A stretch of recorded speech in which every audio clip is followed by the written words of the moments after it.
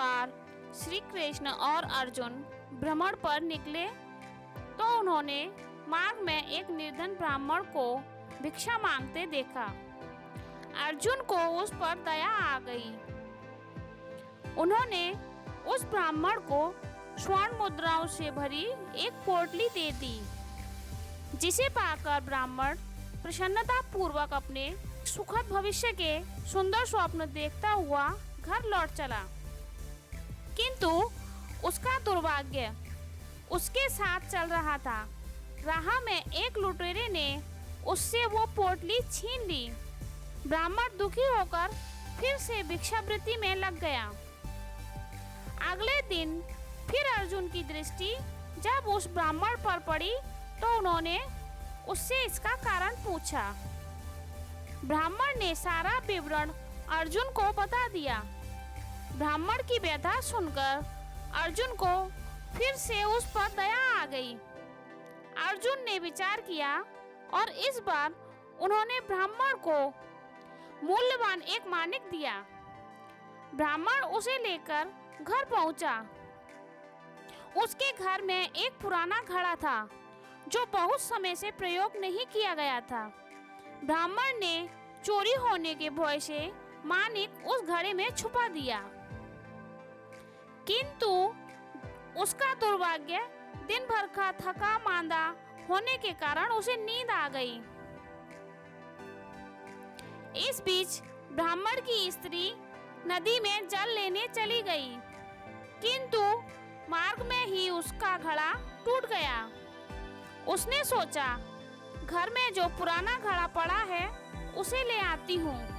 ऐसा विचार कर वह घर लौटी और उस पुराने घड़े को लेकर चली गई।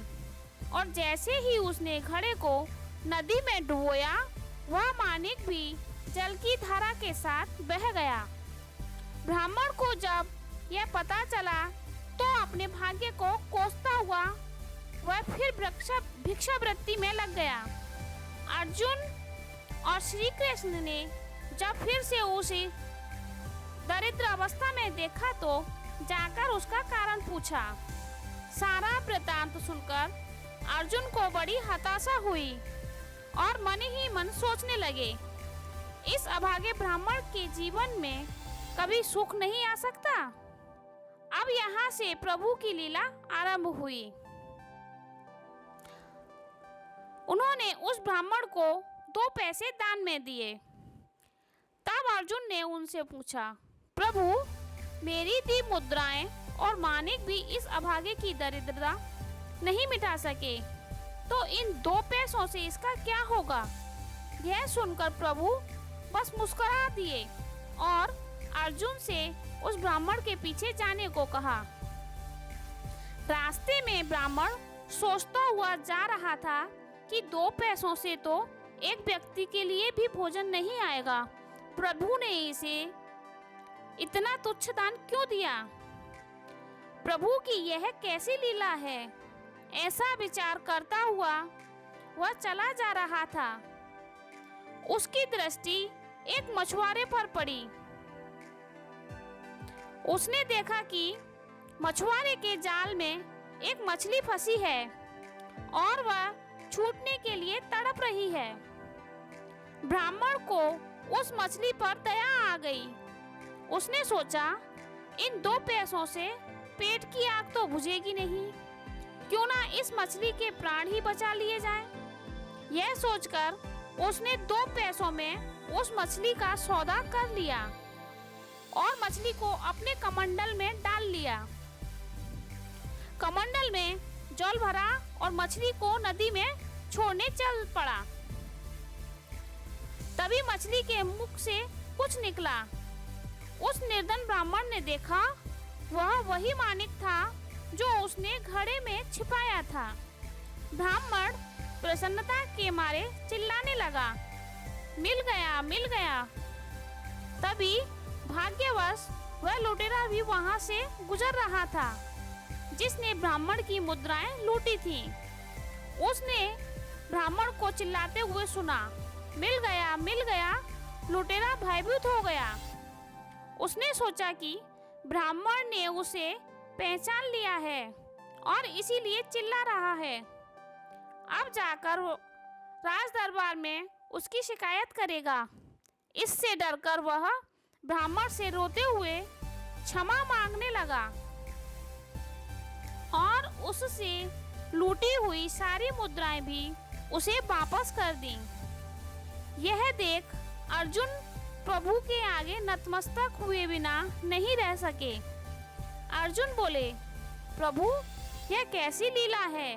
जो कार्य थैली भर स्वर्ण मुद्राएं और मूल्यवान माणिक नहीं कर सका, वह आपके 2 पैसे ने कर दिखाया। श्री कृष्ण ने कहा, अर्जुन, यह अपनी सोच का अंतर है। जब तुमने उस निर्धन को थैली भरी स्वर्ण मुद्राएं और मूल्यवान माणिक दिया, तब उसने मात्र अपने सुख के विषय में सोचा, किंतु जब मैंने उसको 2 पैसे दिए, तब उसने दूसरों के दुख के विषय में सोचा। इसलिए हे अर्जुन, सत्य तो यह है कि जब आप दूसरों के दुख के विषय में सोचते हैं, जब आपके मन में परोपकार की भावना होती है और आप दूसरों का भला कर रहे होते हैं, तब आप ईश्वर का कार्य कर रहे होते हैं और तब ईश्वर आपके साथ होते हैं। इसी तरह जिंदगी में भी जो इंसान दूसरों के बारे में अच्छा सोचता है, उसके साथ हमेशा ही अच्छा होता है। ऐसा करने से दूसरों को तो खुशी मिलती ही है, साथ ही खुद को भी जिंदगी में जीने की कई प्रेरणा मिलती हैं और मानसिक आनंद की प्राप्ति होती है। आशा करते हैं कृष्ण जी का ये उपदेश जिंदगी में आपको आगे बढ़ने में एक महत्वपूर्ण भूमिका निभाएगा। तो दोस्तों, जो भी मेरे चैनल पर नए आए हुए हैं, प्लीज़ मेरे चैनल को सब्सक्राइब कीजिए और ऐसी ही अच्छी अच्छी नई नई कहानियाँ सुनते रहिए।